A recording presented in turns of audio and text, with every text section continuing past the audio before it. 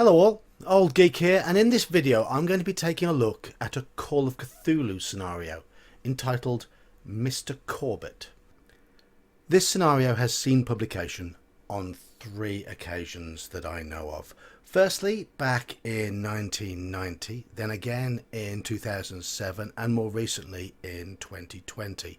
It's always been part of a collection known as Mansions of Madness, though the number of scenarios that feature in the collection and the makeup of those scenarios has varied over the years. I'll be focusing in this video on the version that I have, which is the one you see behind me. That is the 2008 edition, though when I was looking online for various pictures and images to use for this video, I found very few from this version, and I found plenty from the 1990 and the 2020. So you might see the maps and artwork from those instead. I apologise for that. Now, presentation. This is something they corrected with the 2020 edition, but my 2008 version suffers from all the typical problems of Chaosium products of the day, in that there's a lot of little bits of boxed text and notes scattered amongst the main body of the adventure text, which is a pain in the backside. The maps are functional. The artwork is quite basic. Both of these were very much improved for the 2020 edition, as were the handouts. The handouts were a little bit lacking for my version, but I know the 2020 version very much improved in that area.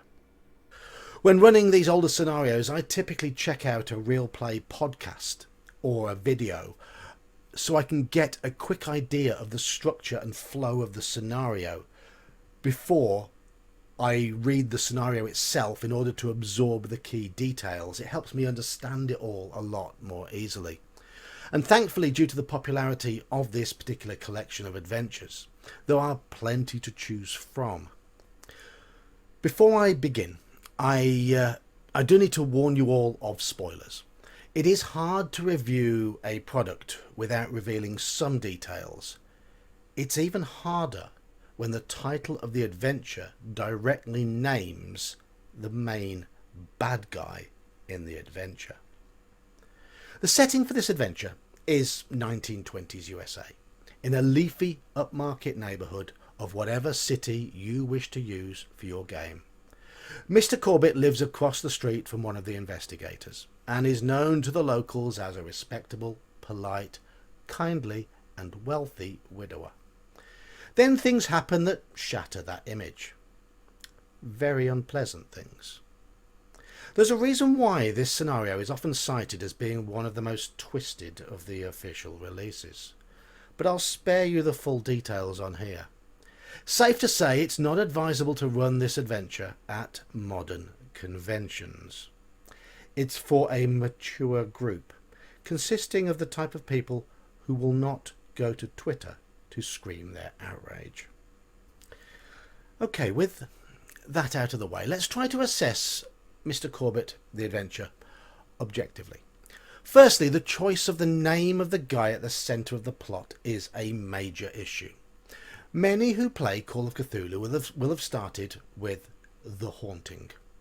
And the bad guy in that was called? Yep, Corbitt. A completely different Corbitt, but a Corbitt all the same.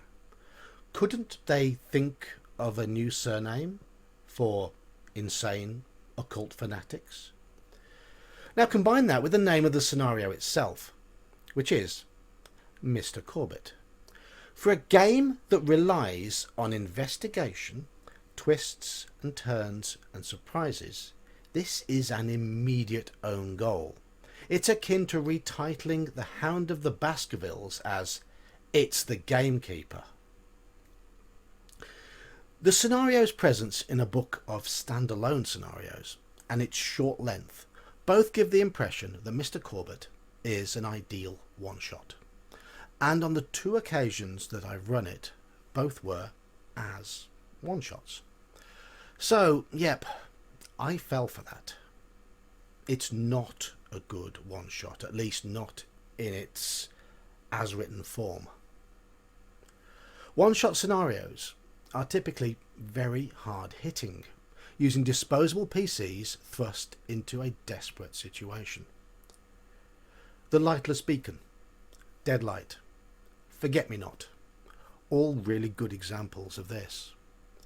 When played as such, Mr. Corbitt feels a little flat, as the premise for getting the PCs involved is largely that they simply care about their neighbourhood and that they have developed relationships with their neighbours, of which Mr. Corbitt is one. And that by itself hasn't really been enough to give the players a sense of urgency when we've played it with one-off characters. No, to make this scenario work, it should ideally be dropped into an ongoing campaign, and the keeper must lay the groundwork for the adventure gradually over time. This requires a lot of investment into role-playing the mundane aspects of life, skillfully weaving Mr. Corbitt into the game narrative as a kindly neighbour. And for that to work, other neighbours will need to be fleshed out as well. You have to make the whole life experience feel genuine, and you have to, throughout, never reveal the title of the scenario that you are planning to run in the future. You have to be very, very disciplined. And in its meagre 12 pages, this scenario doesn't give the keeper much, if any, help at all in doing this. At least not effectively. But it must be done in order for the scenario to have its true impact. Thus, more than any other Call of Cthulhu scenario that I've run, Mr. Corbitt really lives and dies on the style of game the group are playing and the skill and the patience of the keeper to develop seeds over the longer term. And that is a lot of effort to put in for a scenario that reaches its crescendo extremely quickly. This is another criticism I do have. Typically, the best Call of Cthulhu scenarios create that slow burn, a period of investigation, a search for clues, interaction with a variety of NPCs before launching the party headlong into whatever the nature of the evil may be. Mr. Corbitt relies on the keeper to create that slow burn, and gives them very little assistance to do so. There's no drip, drip, drip effect here. Once the investigators realise that he's a wrong 'un, the scenario flings information at them very, very quickly, and it all just goes boom.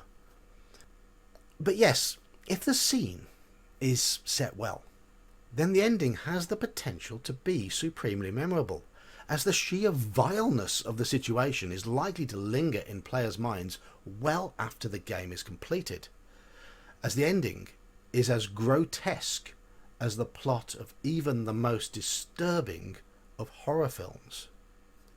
I've been a little vague with details up until now, but unfortunately I now have to be a little more specific, as I'm putting my keeper hat on in order to come up with a way to fix this scenario to work better as a one-shot. So you can ignore this if you're running it as a campaign. But if you want to run this as a one-shot, what about this as the setup?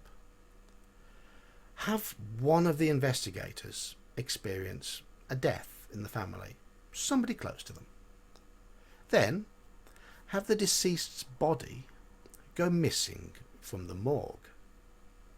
That gives the investigators a reason to investigate. It gives them something that matters to them. Then you have the trail of clues lead through the hospital worker to Mr. Corbitt, which is, in the adventure you go Corbitt, maybe to the hospital worker, and back to Corbitt.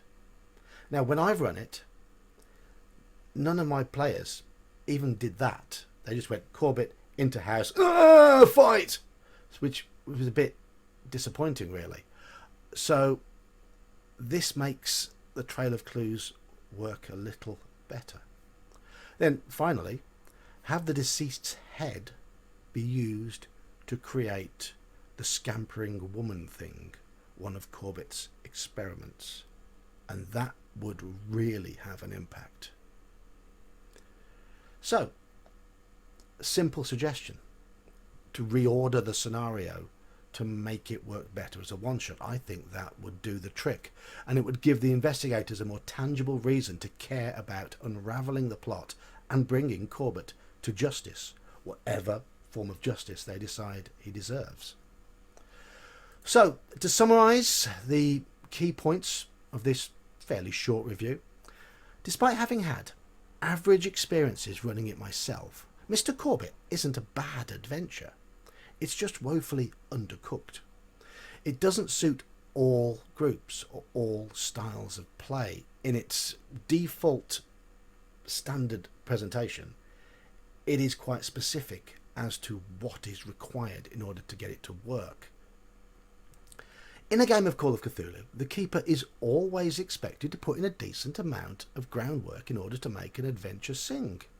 It's just part of being a keeper. But Mr. Corbitt, I feel, needs more work than usual. But when it does sing, I believe this one could really raise the roof. I'm going to give it 6 out of 10. The seeds are there, but they need a hell of a lot of patience to make them germinate. And unfortunately, it has taken 2 fairly uninspiring attempts at running it for me to realise that. Well, I've been the Old Geek. I hope you've enjoyed this review. Give me a like if you like it. Give me a subscribe if you want to subscribe. And join us on Discord for some games, because I do run a bit of Call of Cthulhu on there. Until I see you next time. Bye.